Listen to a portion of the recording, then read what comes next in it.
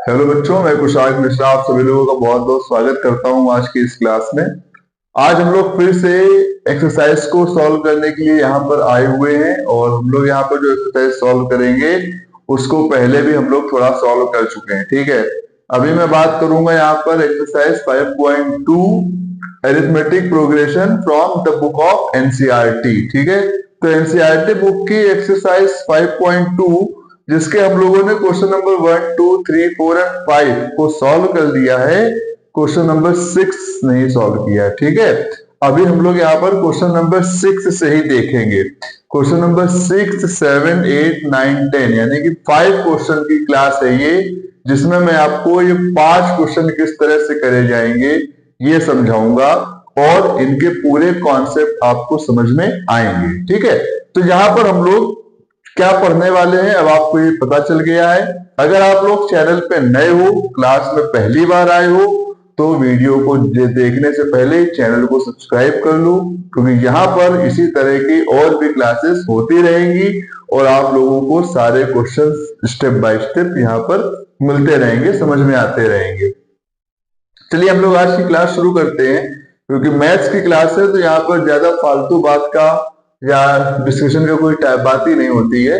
अगर कोई ऐसी बात होगी जो मुझे आपको समझानी होगी, मैं आपको बीच में थोड़ी देर के लिए वो बात आपको बताता रहूंगा। ठीक है, देखिए बुक है ये वाली जो मैं अपने हर एक क्लास के वीडियो में शुरुआत में आपको बुक दिखा देता हूँ कि भाई ये बुक है। ठीक है, और इस बुक की ये वाली एक्सरसाइज हम लोग यहाँ पर अभी सॉल्व करने वाले हैं, आपको दिख रही होगी, ये एक्सरसाइज सॉल्व करेंगे। ठीक, इसका क्वेश्चन नंबर 6 आपसे क्या कह रहा है, क्वेश्चन नंबर 6 है। ठीक है, एक्सरसाइज कौन सी है, 5.2। ठीक, एक्सरसाइज 5.2 सॉल्व कर रहे हैं। चैप्टर है आपका अरिथमेटिक। ठीक है, तो यहाँ पे लिख देता हूं मैं एपी।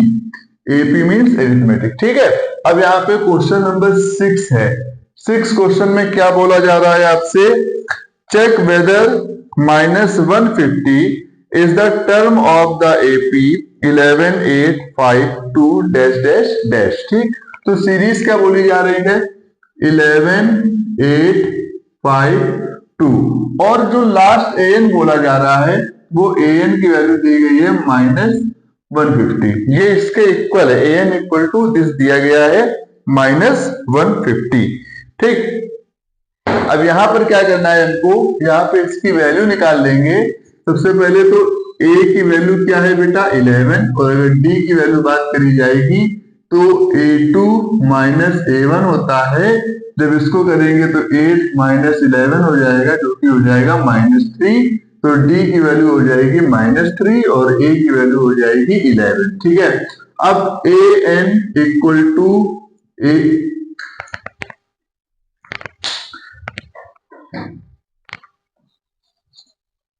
an इक्वल टू क्या होता है, an इक्वल टू होता है a plus n -1 into D. an की वैल्यू क्या दी गई है, -150 दी गई है। a की वैल्यू क्या हो गई 11 प्लस n -1 और d की वैल्यू क्या है -3। ये मल्टीप्लाई हो रहा है इसमें, -150 इक्वल टू 11। अब यहाँ पे -3 को इस n में मल्टीप्लाई कर दो तो ये हो जाएगा -3n और -3 को -1 में मल्टीप्लाई करोगे तो प्लस का 3 बना देगा। -150 इक्वल टू -3n, 11 प्लस 3 हो जाएगा यहाँ पे 14। अब क्या हो जाएगा, -150 इक्वल टू -3n प्लस 14, तो 14 को यहाँ भेज दो। -3n equal to -150 -14, -3n equal to -164। Minus से माइनस कैंसिल हो गया, n की वैल्यू हो गई 164/3। अब ये तुम्हारी n की वैल्यू आ गई है। n एक स्पेसिफिक नंबर नहीं आया है, थोड़ा मैं कपड़ा ले लेता हूं, इस टेस्टर साफ नहीं होता है। ठीक है, 1 मिनट बस, क्योंकि बोर्ड साफ करने के लिए मुझे इस कपड़े की रिक्वायरमेंट रहती है हमेशा। ठीक है, थोड़ा सा उसको मैं गीला ही रखता हूं।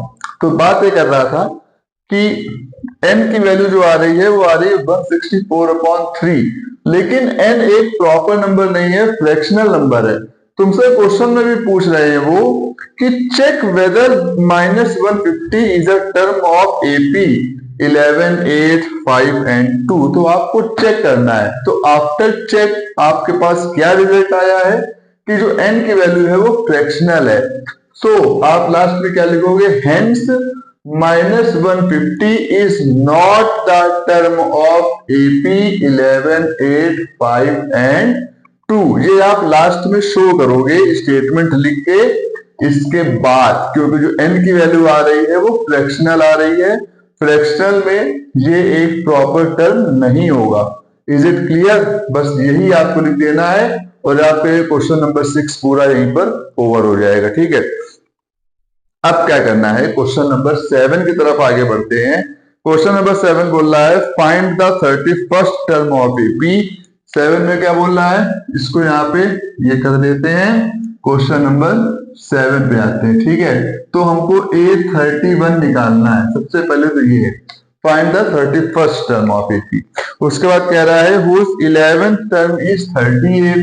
तो A11 इक्वल टू दिया है 38 और उसके बाद कौन सा है, A16 दिया है 73।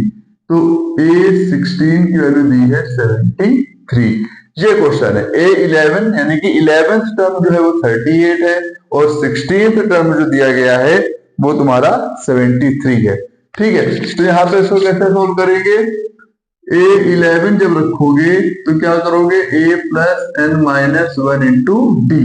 अब A11 की वैल्यू है 38, तो A प्लस n माइनस 1 और d, क्योंकि 11 की बात हो रही है इसलिए यहाँ पे n की जगह क्या रखोगे, यहाँ पे n की जगह रखोगे 11। ठीक है, ये यहाँ पे इसको यहाँ पे इस तरह से कर दिया और यहाँ रख दिया 11। ये हो गया A11। ठीक, अब 11 इसको सॉल्व करोगे तो 38 equal to A plus 10d, ये फर्स्ट इक्वेशन बन गई। इसी तरह से इक्वेशन बनानी है। फिर दूसरी इक्वेशन क्या बनेगी 16th टर्म के लिए, तो उसके लिए हो जाएगा A16 equal to A plus n minus 1 और d। A16 की वैल्यू दी गई है 73, तो ये हो जाएगा A प्लस 16 माइनस 1 d। तो 73 equal to A plus 15d, ये हो जाएगी दूसरी इक्वेशन। ठीक है, दोनों इक्वेशन बना ली। अब क्या करोगे, सब्ट्रैक्ट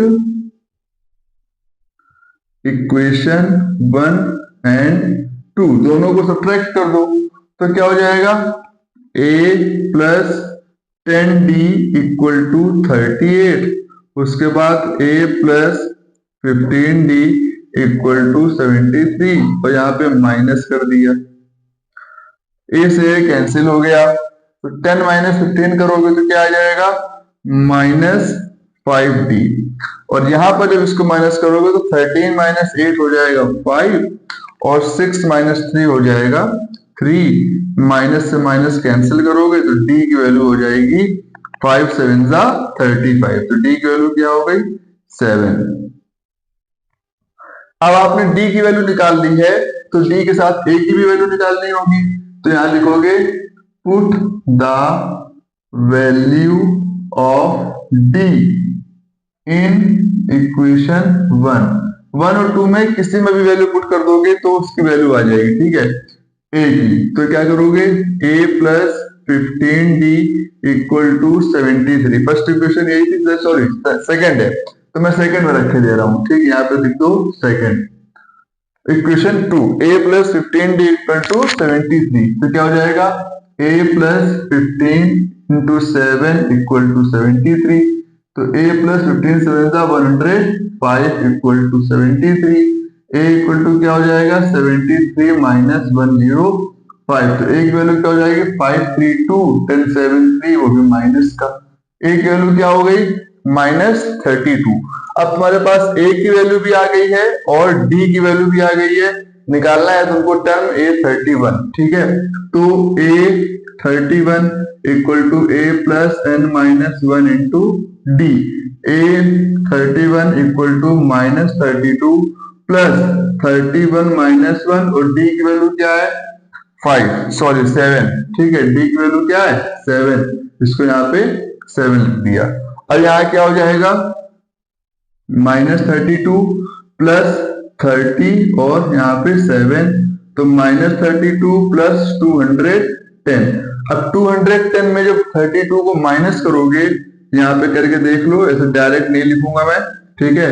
10 2 हो जाएगा 8 और 10 3 हो जाएगा 7 और 1, तो ए 31 की वैल्यू हो जाएगी 178, ठीक है। ये तुम्हारा क्वेश्चन नंबर 7 सॉल्व होगा। इस तरह के क्वेश्चन जब भी आएंगे तो उसको इसी तरह से सॉल्व करना है, ठीक है। समझ लो अच्छी तरह से। यहाँ पे मैंने क्वेश्चन नंबर 6 सॉल्व किया है और ये तुम्हारा क्वेश्चन नंबर 7 है। A31 पूछा गया था, पहले A11 निकाला, फिर A16 निकाला। A11 के लिए जो फॉर्मूला लगाया, A16 के लिए फॉर्मूला लगाया, दोनों को सब्ट्रैक्ट कर दिया, D की वैल्यू निकाली। D की वैल्यू के बाद उसको इक्वेशन 2 में पुट कर दिया तो A की वैल्यू आ गई। जब A की वैल्यू आ जाएगी तो फिर हम लोग वहां पे उसको पुट करके 31 में और उसका 31st टर्म निकाल देंगे, क्या आएगा, ठीक है। ये तुम्हारा क्वेश्चन नंबर 7 सॉल्व हुआ है। अभी क्वेश्चन नंबर 8, 9 और 10 तीन क्वेश्चन बचे हुए हैं। तीन क्वेश्चन कैसे करेंगे वो भी देखने वाले हैं, उसको भी समझेंगे, ठीक है। तो क्वेश्चन नंबर 8 क्या कह रहा है, पहले क्वेश्चन नंबर 8 पढ़ लेते हैं, तब तक आप लोग उसको नोट भी कर लोगे। क्वेश्चन नंबर 8 कह रहा है एन एपी कंसिस्ट 50 टर्म, यानी कि उसमें 50 टर्म है। क्वेश्चन को समझना बहुत जरूरी है, सॉल्व करने से ज्यादा जरूरी होता है क्वेश्चन को समझ लेना, क्योंकि जब आप क्वेश्चन को समझ लेते हो ना तो वो कॉपी में सॉल्व करने से पहले आपके दिमाग में पूरा सॉल्व हो जाता है। क्वेश्चन को सॉल्व करने की सबसे बड़ी ट्रिक यही होती है, आप क्वेश्चन पढ़ते जाओगे और वो क्वेश्चन आपके दिमाग में पूरा चलता जाएगा, वहीं पे आप समझ लो पूरा क्वेश्चन आपने सॉल्व कर लिया है। क्वेश्चन को पढ़ना बहुत जरूरी है, क्वेश्चन को अच्छी तरह से समझना है, ठीक है। तो A50 टर्म है, एपी के 50 टर्म है, जिसमें थर्ड टर्म 12 है और लास्ट टर्म जो है वो तुम्हारा 106 है, यानी कि जो 50 है, A50 की वैल्यू दी गई है 106 और तुमको फाइंड करना है 29th टर्म फाइंड करना है, ठीक है।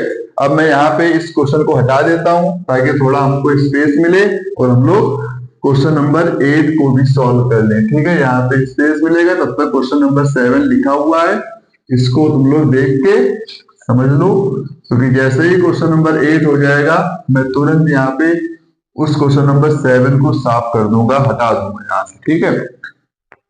तो अब आते हैं क्वेश्चन नंबर 8 में। 8 में जैसा को बोल रहा है कि ए थर्ड टर्म जो है वो 12 है, ठीक है। क्वेश्चन नंबर 8, तो A3 की वैल्यू जो है वो 12 है। उसके बाद तुमसे बोल रहा है उसका जो लास्ट टर्म है वो 106 है 50th टर्म में, ठीक है। तो A50 की वैल्यू जो है वो 106 है, A50 की वैल्यू। फिर तुमसे बोला जा रहा है 29th टर्म निकालना है, यानी कि A29 क्या, A plus 2D equal to 12, तो यहाँ पे इसको सॉल्व करेंगे तो A से A कैंसिल हो जाएगा। 49 में 2 करोगे तो यहाँ पे आ जाएगा तुम्हारा माइनस का 47D, और यहाँ पे जब इसको माइनस करोगे इक्वल टू में तो आ जाएगा माइनस का 94, माइनस से माइनस कैंसिल हो जाएगा, D equal to 94 upon 47, solve करोगे D की वैल्यू आ गई 2। अब जब D की वैल्यू 2 आ जाएगी तो तुम पुट करोगे इसको, put the value of D in equation 1। Equation 1 तुम्हारी कौन सी है बेटा, A plus 2D equal to 12, A plus 2D equal to 12, तो A plus 2 into 2 equal to 12, A plus 4 equal to 12, A equal to इसको minus कर दोगे 12 minus 4, तो A की वैल्यू आ जाएगी 8। अब क्या करना है, जब A की वैल्यू 8 आ गई तुम्हें निकालना है 29th टर्म, ठीक है। तो A29 equal to A plus n minus 1 into D लगाओ, और A29 इक्वल टू A की वैल्यू है 8 प्लस 29 माइनस 1 और D की वैल्यू है 2, तो यहाँ क्या हो जाएगा 8 प्लस 28 और यहाँ पे हो जाएगा 2, तो ये हो जाएगा 8 प्लस 28 2 जा 56, और यहाँ पे इसको सॉल्व करोगे 8 6 14 516 हो जाएगा, तो 829 की वैल्यू आ जाएगी 64। ठीक है, ये तुम्हारा क्वेश्चन नंबर 8 का भैया सॉल्यूशन हो गया है। अब आते हैं क्वेश्चन नंबर 9 पे।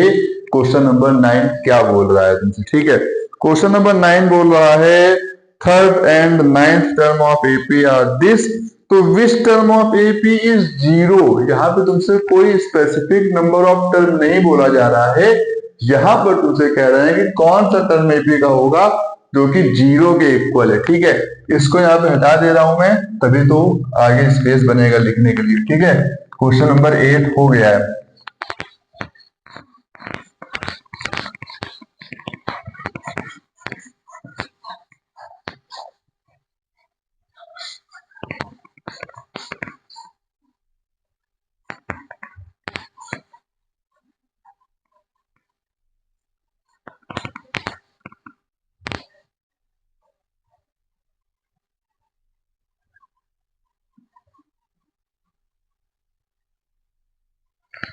आते हैं, कह रहा है कि तुम्हारे पास कौन कौन से टर्म है। A3 की वैल्यू दी गई है, A9 की वैल्यू दी गई है, और तुमको बताना है कि कौन सा टर्म इसका है जो जीरो होगा। मतलब An की वैल्यू जीरो होगी ऐसा टर्म बताइए, n की वैल्यू बताइए। ठीक है, उस केस में तुमको क्या करना है, पहले A3 के लिए जब सॉल्व करोगे तो a plus N minus one into D करोगे, ये है 4, और a प्लस यहाँ पे हो जाएगा 3 माइनस वन डी, ये हो जाएगा 4 equal to a plus 2d। ये हो गई फर्स्ट इक्वेशन। A9 के लिए सॉल्व करोगे, a plus N minus one into D करोगे, इसकी वैल्यू है -8, और a plus 9 minus one D -8 equal to a plus 8d, ये हो जाएगी दूसरी इक्वेशन। ठीक है, दोनों इक्वेशन यूज कर लो, यूज इक्वेशन 1 एंड 2।